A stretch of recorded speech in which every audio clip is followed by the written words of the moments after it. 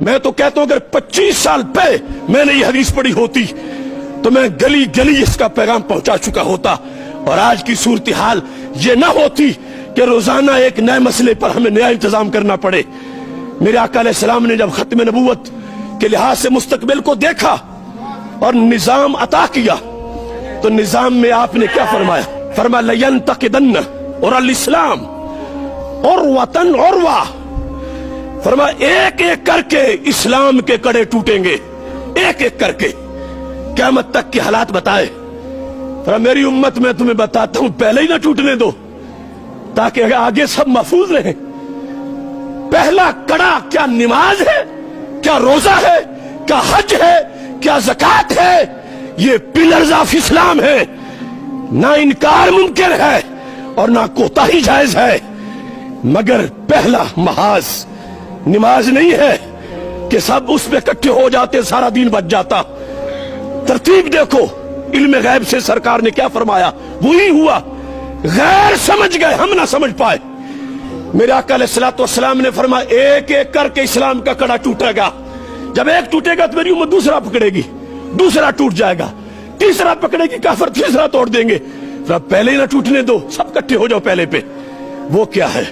لفظ سنو، فرمایا اولہن نقدن الحکم، فرمایا وہ کڑا جس سے پورا دین بچے گا، نماز بھی، روزہ بھی، حج بھی، زکوٰۃ بھی، فرمایا وہ میری امت کی گورننگ پاور اور نظام حکومت ہے۔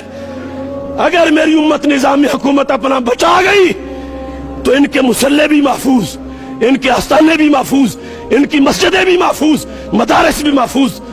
اور اگر نظام غیروں کو دے دیا تو پھر سب کچھ لٹے گا۔ اب 400 مدارس برما والوں کے کہاں گئے؟ شام کی وہ خانقاہیں، میرے ساتھ وہ حضرات پڑھتے تھے بغداد شریف میں، 5-5 ایکڑ کی خانقاہیں بغداد شریف، عراق اور شام کی، داعش نے اپنی جیلیں بنائی۔ ایسا کیوں ہوا؟ اولہن نقدن الحکم، حکم اسلام، نظام مصطفیٰ صلی اللہ علیہ وسلم، اس پہ کافروں نے پہلا حملہ کیا اور اتنی غلاظت گھوڑی کہ اس موضوع کو ہی ہمارے نصاب سے نکال دیا۔ پھر آخرہن الصلاۃ، سرکار فرماتی آخری حملہ ہوگا نماز پہ، پہلا نظام پہ ہوگا، اگرچہ پڑھنی تو ہر وقت ہے مگر پہلا نظام پہ ہے۔ نظام بدماشوں کے لیے نہیں کہ وہ چلائیں، نظام ڈاکوؤں کے لیے نہیں وہ چلائیں، نظام امریکہ کے لونڈوں کے لیے نہیں وہ چلائیں، نظام وہ ہے جو خلافت راشدہ کی سیٹ پہ پیچھے بیٹھنے والے ہوں۔ یہ المیہ ہے، ایک ایک مسئلہ آج اس کی حفاظت کے لیے ہمیں نکلنا پڑے گا۔ تو پھر فلا وربک لا یؤمنون حتی یحکموک، اللہ قسم اٹھا کے کہہ رہا ہے، سب سے بڑی قسم کہ محبوب مجھے تیرے رب کی قسم، وہ مومن نہیں ہوں گے اگرچہ نماز پڑھیں، اگرچہ روزہ رکھیں، اگرچہ حج کریں، اگرچہ زکوٰۃ دیں، اگرچہ چلے کاٹیں، اگرچہ وظیفہ پڑھیں، نہیں مومن۔ کب مومن ہوں گے؟ فرمایا حتی یحکموک، محبوب جب تمہاری حکومت لے آئیں گے، مانیں گے تو پھر مومن ہیں۔